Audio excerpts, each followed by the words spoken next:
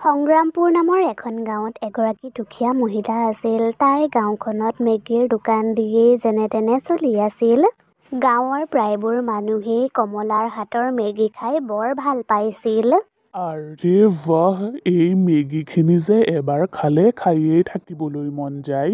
মই কিন্তু আগতে কেতিয়াও ইমান সোৱাদ লগা মেগী খোৱা নাছিলোঁ দেই।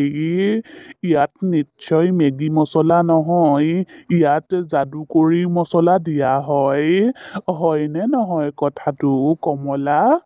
নহয়, তেনেকুৱা কথা নহয়। মই ইয়াত একো যাদুকৰী মছলা নিমিলাওঁ, অকল মেগী মছলাটোৱেই দিওঁ। মাত্ৰ মোৰ মেগী বনোৱা ষ্টাইলটো বেলেগ আৰু সেইটো মই আন কাকো ক'ব নোৱাৰোঁ।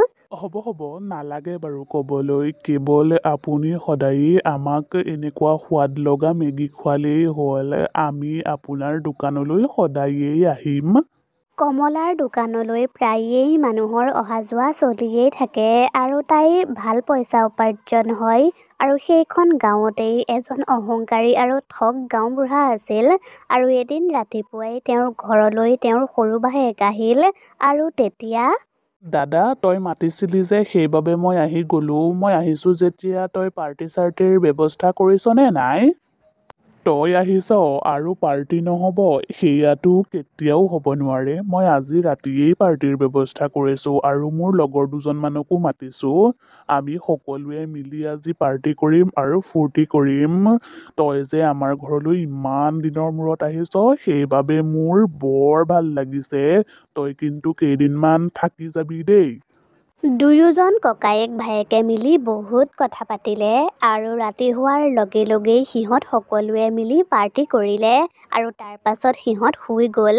আৰু পিছদিনা ৰাতিপুৱা শুৱাৰ পৰা উঠি দুয়োজন ককায়েক ভায়েকে মিলি গাঁও ফুৰিবলৈ গ'ল আৰু তেতিয়াই ৰাহুলে কমলাক দেখিলে আৰু তাইক দেখি সি চায়েই ৰ'ল।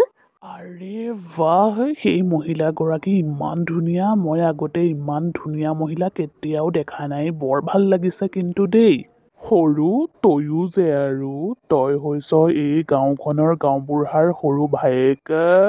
তোৰো পচন্দ কিন্তু মানিছোঁ আৰু তইনো বাৰু এই মহিলাগৰাকীক পচন্দ কৰিব লাগেনে কচোন, তাকো মেগী বনোৱা মহিলা। যিয়েই নহওক কিয় ছোৱালীজনী বৰ ধুনীয়া, গতিকে মই তাইৰ লগত কথা পাতিমেই। সেই সময়খিনিত কমলাৰ দোকানত কোনো মানুহেই নাছিল আৰু সেইটো সুযোগতেই ৰাহুল তাইৰ ওচৰলৈ গ'ল। মেগী বনোৱা ছোৱালীজনী যেতিয়া ইমান ধুনীয়া, গতিকে তাইৰ হাতৰ মেগী খাবলৈও চাগে বৰ ভাল লাগিব ন? মোক মেগী নিদিয়া নেকি? মই মেগী খাবলৈ আহিছোঁ। মানে দাদা, কি কৈছে আপুনি? আৰে, মই তোমাৰ দাদা হ'বলৈ অহা নাই দেই। মই তোমাৰ স্বামী হ'বলৈহে আহিছোঁ। তোমাক প্ৰথম দেখিয়েই মোৰ ভাল লাগি গ'ল। গতিকে ব'লা আমি বিয়াখন পাতি লওঁগৈ। আপুনি এইবোৰ কি কথা কৈ আছে? মই কোৱা কথাবোৰ হ'বলা তুমি বুজি পোৱা নাই। গতিকে আকৌ এবাৰ কৈছোঁ শুনা, মই তোমাৰ স্বামী হ'ব বিচাৰোঁ। মই তোমাক ভাল পাওঁ। নাই, নহ'ব দেই। এনেকুৱা কেতিয়াও হ'ব নোৱাৰে। তই মানা কৰিবলৈ তই কোন হয়? তই নাজান নেকি মই কাৰ ভায়েক হয়? চাওক, আপুনি হ'ব পাৰে কাৰোবাৰ ভায়েক, কিন্তু ময়ো আল্টু ফাল্টু ছোৱালী নহয়। স্পষ্টভাৱে মই আপোনাক কৈছোঁ, মই আপোনাৰ সৈতে বিয়া হ'ব নোৱাৰোঁ। তই মোৰ মুখে মুখে তৰ্ক কৰিছ? তোৰ ইমান সাহস? এতিয়াতো মোৰ জেদ আৰু বাঢ়ি গ'ল। এতিয়াতো যিকোনো প্ৰকাৰে হ'লেও মই তোক বিয়া কৰাইহে এৰিম। পিছদিনায়েই ৰাহুলে তাৰ মানুহৰ হতুৱাই কমলাক অপহৰণ কৰাই আনিলে আৰু তাৰ ঘৰত আগৰ পৰায়েই বিয়াৰ সম্পূৰ্ণ যা-যোগাৰ হৈ আছিল। এৰি দে মোক, এৰি দে। মোৰ লগত ইমান জোৰ জবৰদস্তি কিয় কৰি আছ? এৰি দে মোক, এৰি দে। ঐ, চুপচাপ ৰৈ থাক, পেটপেটাই নাথাকিবি। আজি তই মোৰ সৈতে বিয়া হ'বই লাগিব, নহ'লে আজি মই তোক গুলি মাৰি দিম। কমলায়ে বহুত চালাকিৰে ৰাহুলক ঠেলা মাৰি দি তাই তাৰ পৰা পলাল। কিন্তু কমলা পলাই যোৱাৰ বাবে ৰাহুলৰ বহুত খং উঠিল আৰু সেইবাবেই সি কমলাক গুলি মাৰি দিলে আৰু কমলাৰ মৃত্যু হ'ল। সৰু তই খঙৰ ভমকত এয়া কি কৰিলি? এতিয়া যদি গাঁৱৰ মানুহবোৰে গম পায় কমলাৰ মৃত্যু আমাৰ হাতেৰে হ'ল বুলি, তেতিয়াহ'লে তেওঁলোকে আমাক শুদাই নেৰে। আৰু গাঁৱৰ মানুহবোৰৰ চকুত মই সদায়েই ভাল হৈ আছিলোঁ। গতিকে এতিয়া সোনকালে এই কমলাৰ মৃত শৰীৰটোৰ কিবা এটা ব্যৱস্থা কৰিব লাগে। দাদা, তই চিন্তা নকৰিবি, তোৰ একো নহয়। মই মানুহকেইজনক কৈ এতিয়াই কমলাৰ শৰীৰটোৰ কিবা এটা ব্যৱস্থা কৰিম। তেতিয়াই ৰাহুলে লগে লগেই তাৰ মানুহৰ হতুৱাই কমলাৰ মৃত শৰীৰটো হাবিলৈ লৈ গ'ল আৰু গাঁতত পুতি থৈ আহিলে। আৰু পিছদিনা ৰাতিপুৱা গাঁৱৰ মানুহবোৰে কমলাক তাইৰ দোকানত দেখা নাপালে। আৰু তেতিয়াই তালৈ গাঁওবুঢ়াজনৰ এজন মানুহ গ'ল আৰু ক'লে, ঐ, তহঁত ইয়াত এনেকৈ কিয় ৰৈ আছ? আচলতে আমি সকলোবোৰ কমলা অহালৈ ৰৈ আছিলোঁ তাইৰ হাতৰ মেগী খাবলৈ। তুমি নাজানা নেকি তাই যে এই ঠেলাখনত মেগী বনাই বিক্ৰী কৰে? তুমিও অলপ সময় ৰৈ দিয়া, তাইৰ হাতৰ মেগী খাই যাব পাৰিবা। তহঁতে যালৈ ৰৈ আছ তাইক যোৱাকালি ৰাতিয়েই গাঁওবুঢ়ায়ে গাঁৱৰ পৰা উলিয়াই দিলে। গাঁওবুঢ়াজনৰ মানুহজনে গৈ গাঁওবুঢ়াজনক খবৰটো দিলেগৈ। গাঁওবুঢ়াজন আৰু তেওঁৰ ভায়েক বহুত লোভীয়া স্বভাৱৰ আছিল। সিহঁত কেৱল গাঁৱৰ মানুহৰ চকুত ভাল হৈ থাকিব বিচাৰিছিল, কিন্তু গাঁওখনৰ উন্নতি হোৱাটো একেবাৰেই বিচৰা নাছিল। সিফালে কমলা মৰাৰ পাছত এজনী চুৰেল হৈ গ'ল। গাঁওবুঢ়া আৰু তাৰ ভায়েকৰ বাবেই মই মৰিবলগীয়া হ'ল। মই মোৰ মৃত্যুৰ প্ৰতিশোধ ল'মেই। সিহঁতে গাঁৱৰ মানুহবোৰক মই বেয়া বুলি কৈ ফুৰিছে। গাঁৱৰ মানুহবোৰ বহুত সহজ সৰল, সেইবাবে সিহঁতৰ মিঠা মিঠা কথাবোৰ তেওঁলোকে বিশ্বাস কৰি লৈছে। কমলা চুৰেল সেইদিনা ৰাতিয়েই গাঁওবুঢ়াৰ ঘৰলৈ গ'ল আৰু সিহঁতক আক্ৰমণ কৰিবলৈ ধৰিলে, কিন্তু তাই সফল নহ'ল। ইহঁত দুয়োটায়ে তাবিজ পিন্ধি আছে, সেইবাবে মই ইহঁতক আক্ৰমণ কৰিব পৰা নাই। কিন্তু মই এতিয়া ইহঁতক কেনেকৈ কি কৰিম? তাৰ পাছত কমলা চুৰেল লোকলৈ গ'ল আৰু চৈতানী গছজোপাৰ ওচৰলৈ গৈ তাই ক'লে, হে চৈতানী গছ, আপুনিতো জানেই মোৰ ভুল নাছিল। সিহঁতে মোক মিছাতে মাৰি পেলালে। গতিকে মই এতিয়া মোৰ মৃত্যুৰ প্ৰতিশোধ ল'ব লাগে। মই এতিয়া কেনেকৈ কি কৰিম?